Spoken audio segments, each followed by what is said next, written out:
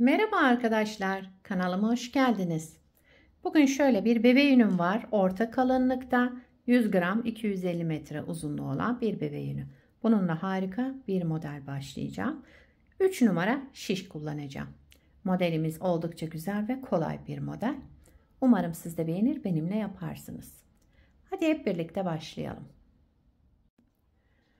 Ben şöyle şişlerimi, ilmeklerimi aldım. Bu model için ilmek sayısı 7 ve 7'nin katları. Şöyle 7, 7, sonuna 4 ilmek ekleyeceğim. 7 ve 7'nin katları artı 4 ilmek. İlmeklerimi aldım. Arka yüzünde bir sıra ters ördüm. Lastik yapmayacağım için bu işlemi yaptım. Bu model lastik istemiyor. Ama lastik üzerine de başlayabilirsiniz.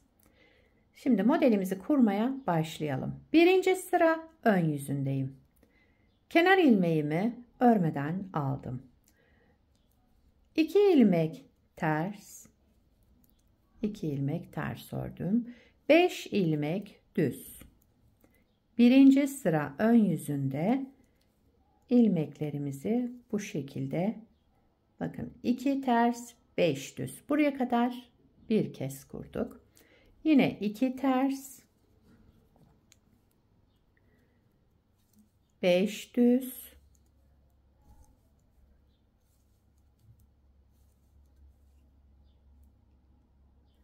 iki ters ilmekle sıramı tamamladım.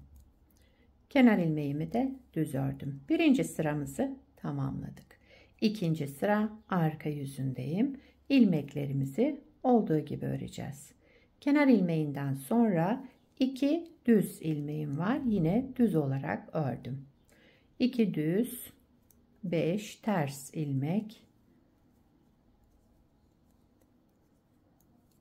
Bakın 2 düz, 5 ters, 2 düz, 5 ters devam ediyorum. İkinci sıra arka yüzündeyim.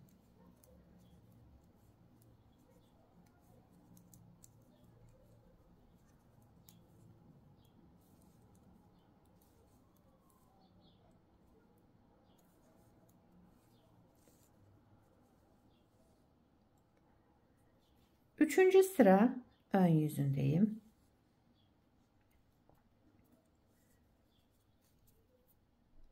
Kenar ilmeğimi örmeden aldım. 2 ters. Ters olan ilmeklerimi yine ters ördüm. Geldim şu 5 düz ilmeğe.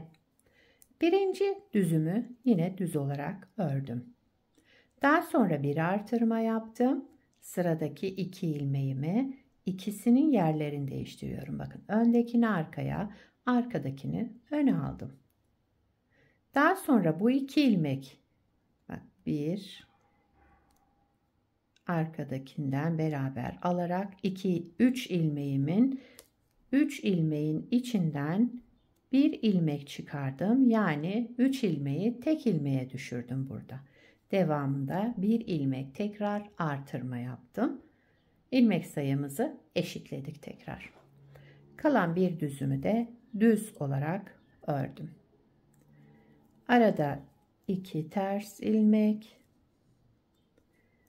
bir düz, bir artırma, 2 ilmeğin yerlerini değiştiriyorum.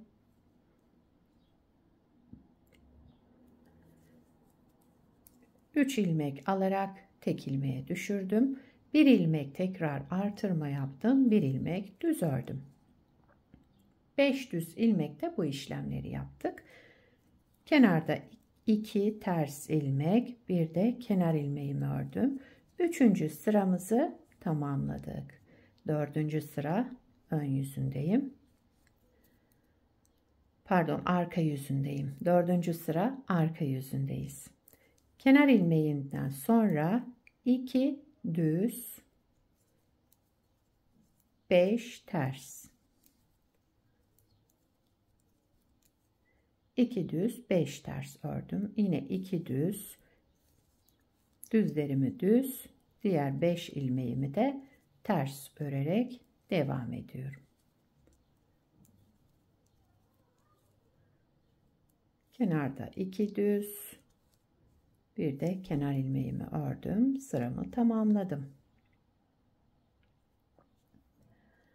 5. sıra ön yüzüne geçtik. Kenar ilmeğimden sonra 2 ters ilmek ördüm. Bu 5 düz ilmeğe gelince birincisini düz ördüm. Ortadaki 3 taneyi ters.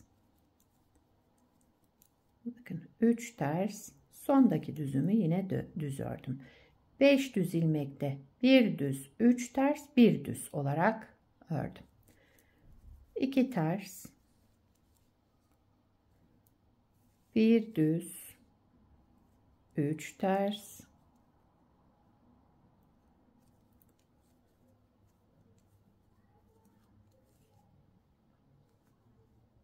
3 tersten sonra 1 düz. Kenarda 2 ters ilmek, bir de kenar ilmeğimi ördüm. 5. sıramı tamamladım. 6. sıra arka yüzündeyim. Son sıramız. Kenar ilmeğimi örmeden aldım. Yine ilmekleri 2 düz, 5 ters olarak örelim.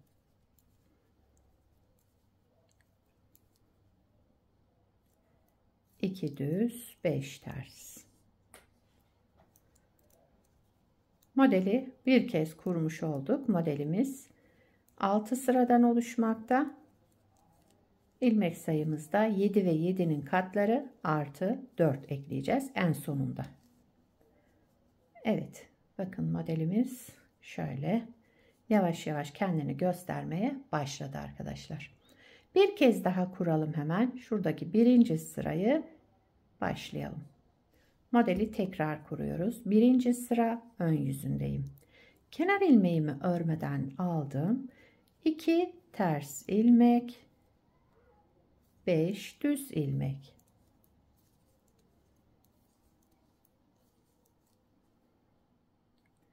İki ters, 5 düz örerek 1. sıramızı tamamlayalım. 2 tersle sıramı tamamladım. Kenar ilmeğimi ördüm. 2. sıra arka yüzündeyim. Kenar ilmeğimi örmeden aldım. Sıradaki ilmeğim 2 düz, 5 ters.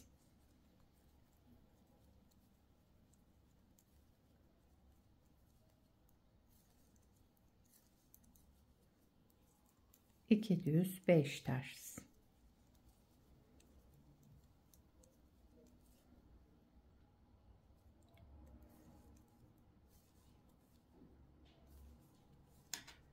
Sıramı tamamladım. 3. sıra ön yüzüne geçtim. Bakın. 3. sıra ön yüzünde. Kenar ilmeğimi örmeden aldım. Sıradaki 2 ilmeğim ters. Şu ajurlu kısmı yapacağız. 2 tersten sonra 1 düz ilmek, 1 artırma.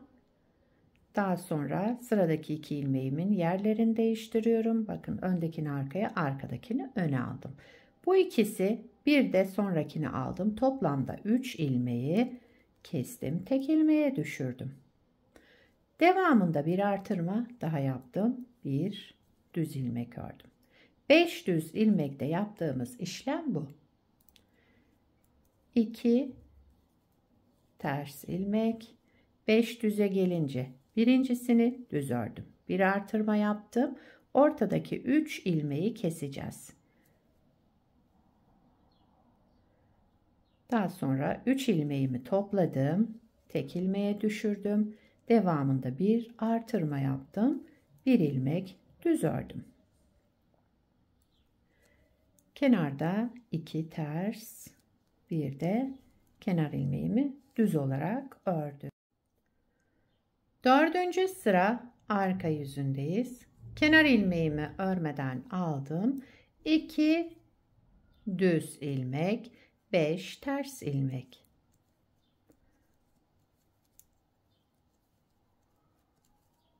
Şu şekilde. Yine 2 düz, 5 ters örerek devam edelim.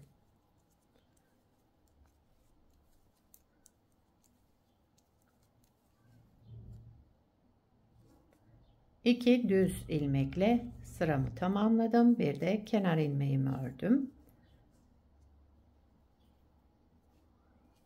5. sıra ön yüzündeyim. Kenar ilmeğimi örmeden aldım. Sıradaki 2 ilmeğimi yine ters ördüm.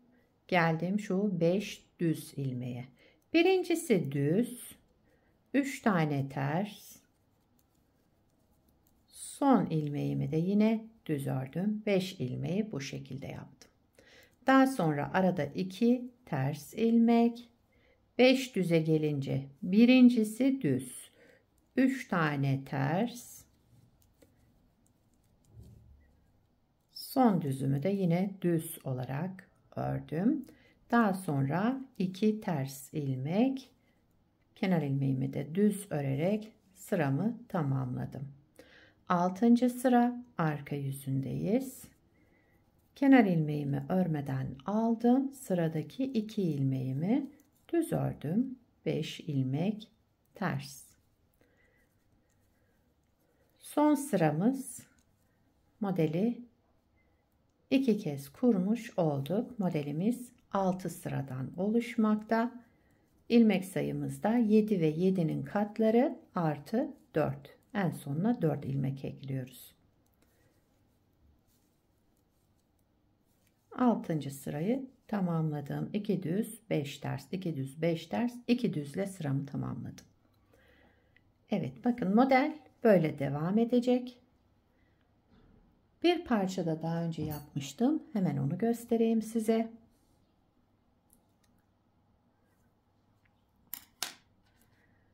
Modelin ilerlemiş hali böyle arkadaşlar. Arka yüzü de şöyle gayet güzel, düzgün şöyle bir model. Yakadan başlama örgülerinizde de kullanabilirsiniz. Şöyle bir görüntü elde edersiniz. Model lastik istemiyor demiştim. Bakın kıvrılma falan olmuyor. Lastik istemiyor.